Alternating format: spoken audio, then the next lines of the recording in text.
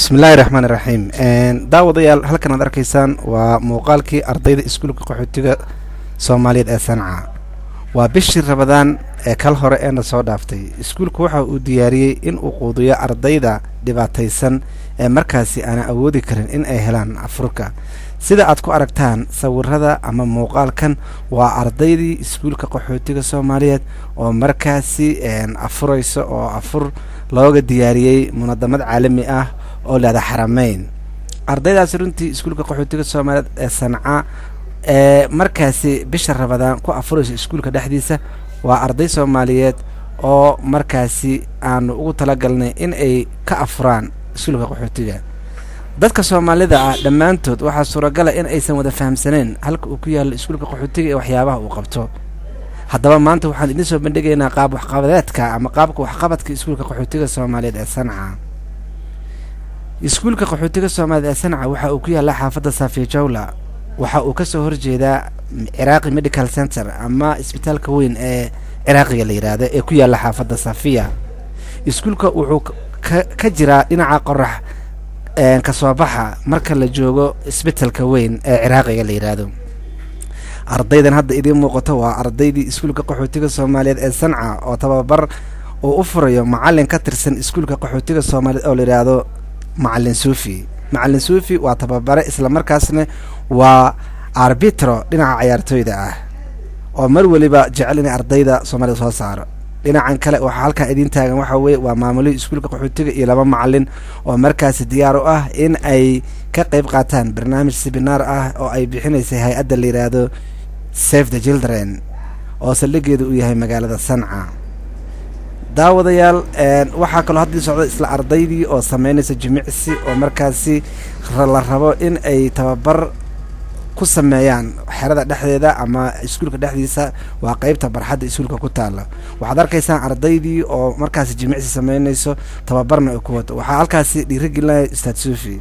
waa isla wali waxa noo socdo waa ardaydii iskuulka qaxootiga Soomaaliyeed oo tababar dhinaca la siinaya ciyaarta laana waxa la rabaa in ay ciyaar kaga qayb galaan ciyaar soo socoto inay kaga qayb galaan dhawaantan Dr. Suufi ahna macallin ka tirsan iskuulka qaxootiga ayaa isku xilqaamay in ardaydaasi uu soo ku shaqeynayay majaanana Suufi waad arkaysaa waa macallinkaas taagan oo halkan soo eegayo waa macallin ka tirsan iskuulka qaxootiga Soomaaliyeed runtii wuxuu aad u jeclaystay in oo ardayda Soomaaliyeed ee ku dhaqan iskuulka qaxootiga iyo gebahan dalkaas Yemen gaar ahaan magaalada Sanca in uu siiyo tababar jeebkiisa ah taasoo cidina aysan ku dacmin oo ahaa mid isaga uu gartay halkan waxa idin soo socda ardaydii Soomaaliyeed oo laba isku sameynaya jimicsi dhinaca commandosta ah ama dhinaca micni ma taqaanay ee sheeg feerka ah iyagoo arday waliba arday kale sidaad aragtaanba uu xiranayo gacantiisa taasoo ah gacanta bidixda ah Suufi ayaa ku dhex jira ardayda muuqaalkii macallin Suufi haddana waxaad aragtaa isagoo dhinaca kale dhagti kala qabanayo dhinaca ay ka qabanayaan taasina ay tahay jimicsiga dhinaca gacmaha lagu bixinayo si muruqyada jirka qofku ay u noqdaan kuwa markaasi qabto hawshii loogu talagalay ama guto waajibaadkooda si kastaba ta dhalinyarada shabaab ayaa waxa uu loogu talagalay in ay la ciyaaraan ciyaartooyda dalka Yemen Suufi waxaad aragtaa in uu markani dhinaca cagahii ama tababarka dhinaca lugaha uu ka siinayo qaabka laadida kubadda tirada dheer loo gamayo iyo qaabka loo dejinayo banooniga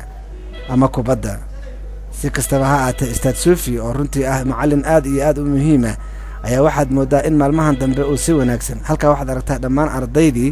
oo markaas isku diyaarinaysa in ay garoonka galaan ama ay fakadaan si ay markaasi ay uga qayb qaataan ciyaarta soo socoto ee dhawaantan ah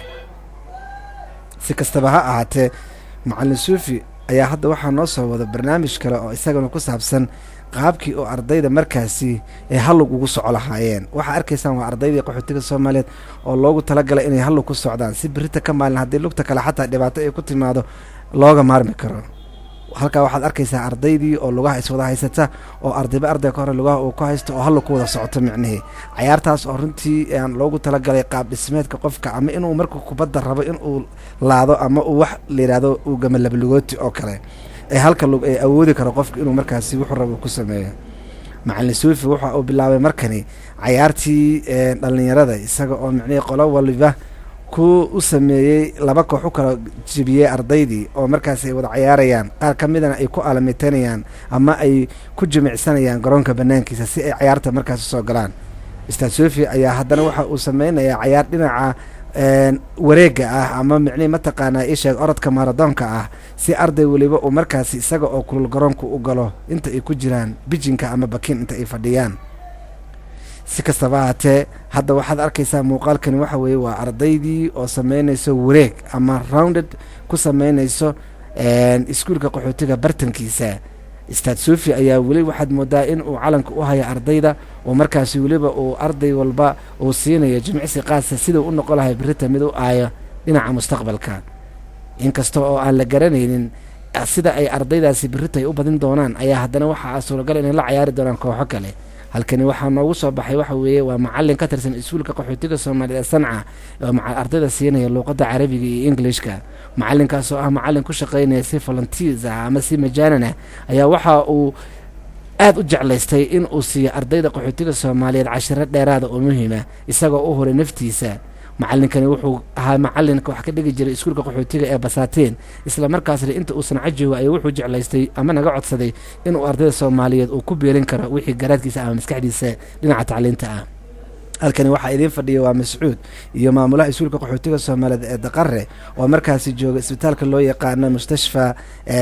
Tawra oo ay la hadlayaan maamulaha mustashfa Tawra iyagoo kala hadlayaan sidii arday Soomaaliyeed ay tababar loogu sameyn lahaa dhinaca caafimaadka oo la geyn lahaa mustashfa Tawra.